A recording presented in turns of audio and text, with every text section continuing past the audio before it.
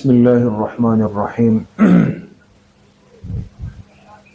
نحمده ونصلي ونسلم على رسوله الكريم أما بعد فأعوذ بالله من الشيطان الرجيم بسم الله الرحمن الرحيم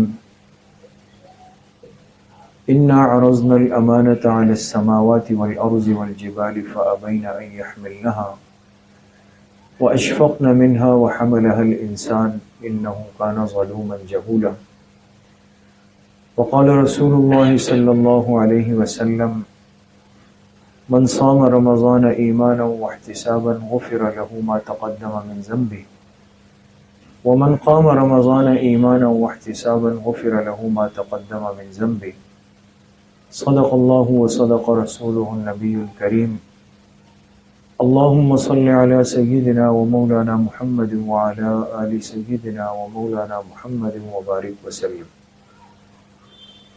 اللہ رب العزت کا بہت بڑا کرم اور احسان ہے کہ اس ماہ مبارک میں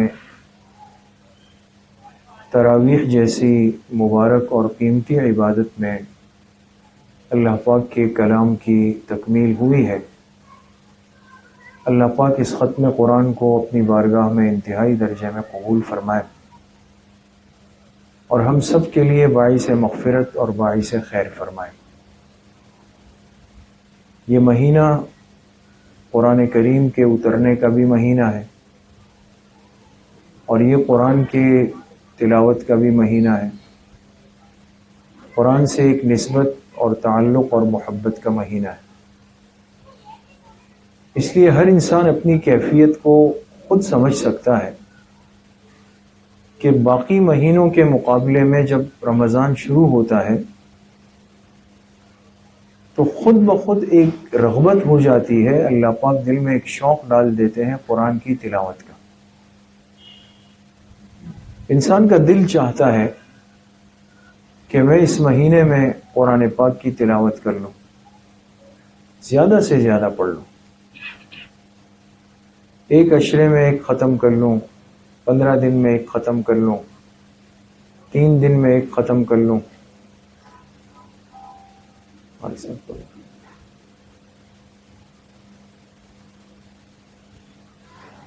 تو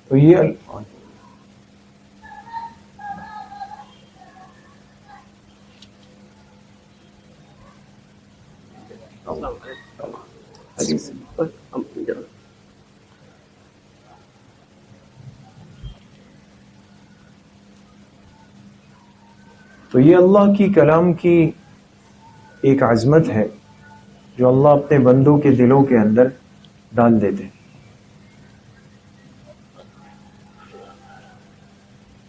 حضرت شیخ الحدیث مولانا زکریا صاحب رحمۃ اللہ علیہ، جن کی فضائل اعمال تقریباً ہر مسجد میں اس کی تعلیم ہوتی ہے، بہت بڑی ہستی گزری ہے۔ حضرت شیخ نے اپنے والد کے بارے میں ایک بات لکھی ہے۔ ان کے والد صاحب تھے حضرت مولانا یحییٰ کاندھیلوی رحمۃ اللہ علیہ، اور خود حضرت شیخ الحدیث صاحب رحمۃ اللہ علیہ کا نام کیا ہے؟ محمد زکریا کاندھیلوی رحمۃ اللہ علیہ۔ تو حضرت نے لکھا ہے کہ میرے والد صاحب مولانا یحییٰ صاحب رحمۃ اللہ علیہ، جب ان کی پیدائش ہوئی تو بچپن کا زیادہ حصہ انہوں نے اپنی دادی کی گود میں گزارا۔ ہوتا ہے نا، بعض دفعہ گھر میں بچے ہوتے ہیں تو دادا دادی کے ساتھ زیادہ نسبت ہوتی ہے، ان کی گود میں ہوتے ہیں، ان کے ساتھ رہتے ہیں۔ تو فرمایا کہ میرے والد صاحب نے زیادہ وقت دادی کی گود میں گزارا، اور دادی جو ہماری تھی تو وہ بہت زیادہ قرآن پاک کی عاشق تھی، ہر وقت باوضو رہنے کا معمول، اور پھر جب وضو کر لیتی تو پھر مستقل تلاوت کا معمول۔ تو فرمایا میرے والد صاحب ان کی گود میں ہوتے تو وہ مستقل تلاوت کر رہی ہوتی، پڑھ رہی ہوتی۔ اس قرآن میں اللہ نے ایک ایسی تاثیر رکھی ہے، یہ یاد رکھیں، میں عرض یہ کرنا چاہتا ہوں، سمجھانا یہ چاہتا ہوں کہ کمی اس بات کی ہے کہ ہم نے خود قرآن کے ماحول کو ختم کیا ہے. یہ آج جو دل نہیں چاہتا نا تلاوت کا، باقی ہر کام میں ہم گھنٹوں لگا دیتے ہیں، اتنا سا بوجھ بھی نہیں آتا، نہ سر میں درد، نہ آنکھوں کے سامنے اندھیرا، نہ چکر، نہ نیند، کچھ بھی نہیں. اس لیے دیکھیں نا، پوری رات بیٹھ کے آگے اسمارٹ فون ہوگا، سحری تک اس میں بیٹھے ہوں گے، کچھ بھی نہیں ہوگا طبیعت. لیکن کیا وجہ ہے کہ تلاوت کا ایک صفحہ ہوا اور سر پکڑ لیں گے، بوجھ آ رہا ہے جی، مجھے سر پہ بوجھ آ رہا ہے. انسان جس چیز کا ماحول بناتا ہے اس کا عادی ہو جاتا ہے. اس کا اثر کیا ہوا؟ حضرت شیخ الحدیث صاحب رحمۃ اللہ علیہ نے لکھا ہے کہ دادی چونکہ مستقل تلاوت کرتی تھی اور گود میں یہ بچہ ہے، تو فرماتے جب میرے والد صاحب کچھ بڑے ہوئے اور بولنا شروع کیا، بچے کے بولنے کی بھی تو ایک عمر ہے نا، پیدائش سے تو فوراً بولنا شروع نہیں کرے گا.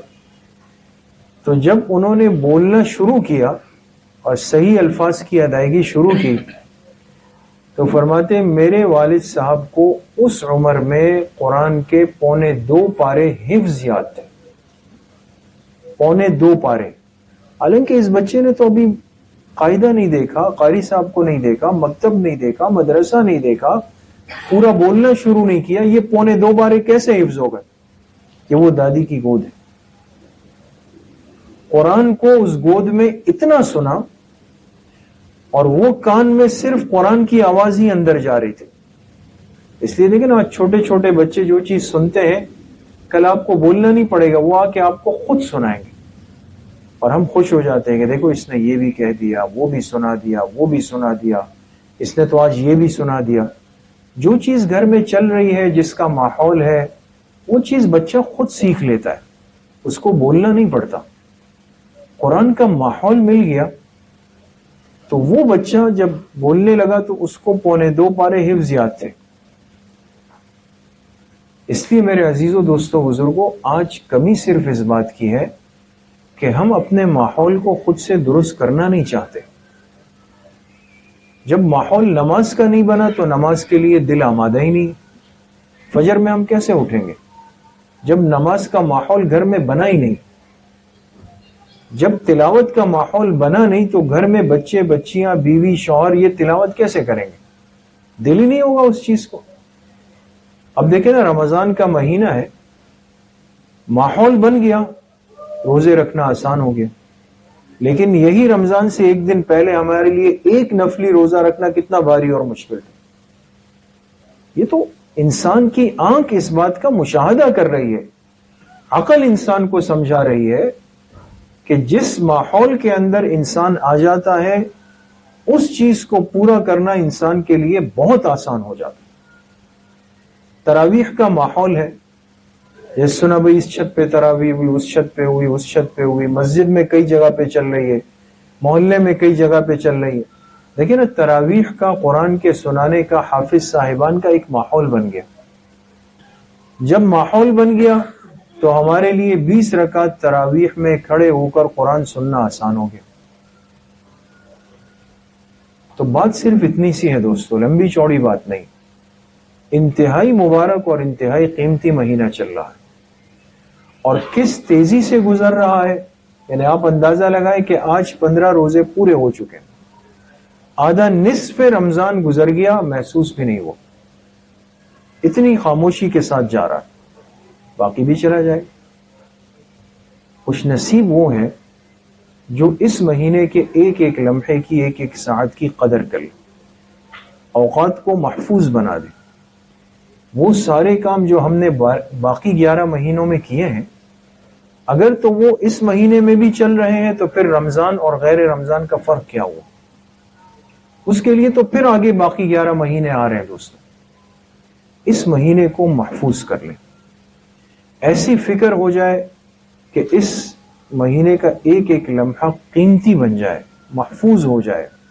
اور اس کا آسان طریقہ یہ کہ اپنے آپ کو معمولات والی زندگی کے اندر لے آئیں. معمولات اس کو کہا جاتا ہے کہ جس کا انسان عادی ہو جائے. جیسے ہم میں سے جن ساتھیوں نے ابھی کھانا نہیں کھایا، تو اس وقت سب سے بڑی فکر یہ کہ کھانے کی ترتیب کس وقت بنے گی، اس لیے کہ عادی ہے نا. اب اس میں تھوڑی سی دیر ہو رہی ہے تو پیٹ میں علم غلم شروع ہو گیا ہے کہ بھئی کیا کتنا ٹائم ابھی باقی. جس چیز کی عادت ہوتی ہے وہ جب پورا نہ ہو تو بے چین کر دیتا ہے انسان. معمولات زندگی کا حصہ بن جائے، آپ یقین کریں، پھر آپ کی تسبیحات جب تک پوری نہیں ہوگی آپ کو چین نہیں آئے گا. آپ جب تک تہجد کے نوافل پورے نہیں کر لیں گے آپ کو چین نہیں آئے گا. آپ کے سر میں ایک درد ہوگا کہ بھئی میرے یہ معمولات پورے ہو جائیں. تو اس ماہ مبارک کو قیمتی بنانا آسان ہے. معمولات یومیہ کی پابندی ہم سب شروع کر دیں. ہمارے پاس جو نوافل ہیں، باقی 11 مہینوں میں بہت مشکل ہوتا ہے کہ ہم اشراق بھی پڑھ لیں، چاشت بھی پڑھ لیں، مغرب کے بعد اوابین بھی پڑھ لیں، پھر رات کو اٹھ کے تہجد بھی پڑھ لیں. لیکن اس مہینے میں تو کوئی مشکل نہیں، سارے وقت اور سارے کام خود بخود سیٹ ہوتے چلے جاتے ہیں. تلاوت کی کثرت کریں. ہر عشرے میں کم سے کم ایک قرآن پاک مکمل ہونا چاہیے. اس سے زیادہ ہو تو فخر اور شکر کی بات ہوتی ہے. اسی طریقے سے پھر سب سے زیادہ قیمتی عشرہ آخری ہے جو چند دنوں کے بعد شروع ہونے والا ہے. اس میں تو انسان کوشش کرے کہ زیادہ سے زیادہ وقت مسجد کو دے. اعتکاف میں نہ بھی بیٹھا ہو لیکن کوشش یہ ہو کہ زیادہ وقت مسجد میں جائے. جیسے ہی داخل ہو نفلی اعتکاف کی نیت کریں. قرآن، تسبیحات، تلاوت، دعائیں، یہ ہماری زندگی، اصل ایمانی زندگی یہ ہے دوستو. تو کوشش کریں گے انشاءاللہ. اللہ کریم مجھے بھی آپ سب کو صحیح عمل کی توفیق نصیب فرمائے. اس ختم قرآن کو اللہ پاک ہم سب کے لیے، حاضرین کے لیے، حافظ صاحب، سامع صاحب، شرکاء کے لیے باعث مغفرت اور نجات فرمائے. اس قرآن کی برکات اللہ پاک اس پورے گھر کو، محلے کو، شہر کو، پوری امت کو اللہ نصیب فرمائے. وآخر دعوانا ان الحمدللہ رب العالمین. آپ فرمائیں. الحمد للہ رب العالمین والصلاة والسلام علی سید الانبیاء والمرسلین سیدنا وسندنا وحبیبنا وشفیعنا وقرۃ اعیننا محمد وآلہ وصحبہ اجمعین. یا اللہ یا ارحم الراحمین، ہماری صغیرہ کبیرہ ظاہراً باطناً ہر طرح کے گناہوں کو معاف فرما دے. یا اللہ پوری امت کے گناہوں کو معاف فرما دے، اپنی رضا والی زندگی نصیب فرما دے. یا اللہ اپنی معصیت سے، اپنی نافرمانی سے، اپنی ناراضگی سے ہماری حفاظت فرما دے. پوری زندگی اتباع سنت میں گزارنے کی توفیق نصیب فرما دے. ظاہر اور باطن کے فتنوں سے یا اللہ ہم سب کی حفاظت فرما دے. یہ جو قرآن پاک مکمل ہوا ہے اسے اپنی بارگاہ میں انتہائی درجے میں قبول و منظور فرما دے. اس کے پڑھنے میں اگر کوئی کمی کوتاہی ہوئی ہو یا اللہ اپنے فضل و کرم سے معاف فرما دے. یا اللہ حافظ صاحبان، سامعین، شرکاء، اہل خانہ، جن حضرات نے اس مجلس کا انتظام کیا، اور ہم سب حاضرین مجلس کو، کل امت کو اللہ پاک اس کلام کی پوری پوری برکات نصیب فرما دے. ہمارے طالب علم ساتھی حافظ خضر شہزاد کے والد صاحب کو اللہ پاک شفائے کلی نصیب فرما دے. کی والدہ کو اللہ پاک صحت کاملہ عاجلہ نصیب فرما دے. جتنے بیمار گھروں میں ہیں، اسپتالوں میں ہیں، اس مجلس میں ہیں، اللہ پاک سب کو صحت کاملہ عاجلہ مستمرہ نصیب فرما دے. ہمارے حضرت قاری صاحب کی عمر میں، صحت میں اللہ خوب خوب برکت نصیب فرما دے. ہم سب کے سرپرست حضرت مفتی صاحب نور اللہ مرقدہ، اللہ پاک ان کی قبر کو جنت کا باغیچہ فرما دے. ہمارے والدین، تمام اساتذہ اکرام، تمام مرحومین کی قبروں کو اللہ نور سے منور فرما دے. غزہ کے مظلوم مسلمانوں کی اللہ غیب سے مدد و نصرت فرما دے. قبلہ اول کو اللہ پاک آزادی نصیب فرما دے. اسرائیل کو، یہود کو اللہ اپنے غیظ و غضب سے نیست و نابود فرما دے. ہم سب کا خاتمہ بالایمان و بالخیر نصیب فرما دے. ہماری دعاؤں کو اپنے فضل و کرم سے، فضل و رحمت سے اپنی بارگاہ میں قبول و منظور فرما دے. وصلی اللہ وسلم علی نبینا محمد وآلہ وصحبہ اجمعین برحمتک یا